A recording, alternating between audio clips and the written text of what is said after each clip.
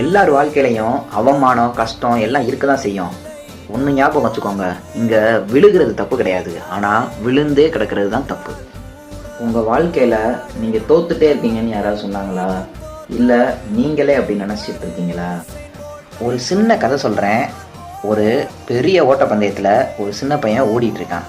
என்னடா பழைய கதையவே சொல்கிறேன் அப்படின்னு சொல்லிட்டு நினைக்காதீங்க, அதில் உள்ள அர்த்தத்தை மட்டும் பாருங்கள்.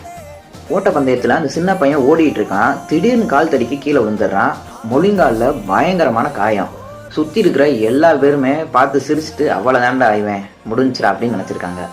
ஆனால் அந்த சின்ன பையன் என்ன நினச்சிருக்கான், மற்றவங்க சிரிக்கிறதையோ தான் கீழே விழுந்த காயத்தையோ கவனிக்காமல் தன்னோட ஃபினிஷிங் லைனை மட்டும் கவனித்து எப்படியோ எந்திரிக்கிறான், மெல்ல நடக்கிறான், அப்புறம் ஓடி தன்னோட ஃபினிஷிங் லைனை முடிச்சிடுறான்.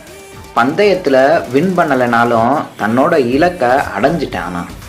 மற்றவங்க பார்க்குறாங்க, மற்றவங்க சிரிக்கிறாங்க அப்படின்ட்டு அந்த பையன் நினச்சிருந்தானா அவனோட இலக்கை அடைஞ்சிருக்கவே முடியாது. விழுந்த இடத்துலையே தான் கடந்திருக்கணும். எல்லார் வாழ்க்கையிலையும் அவமானம், கஷ்டம் எல்லாம் இருக்க தான் செய்யும்.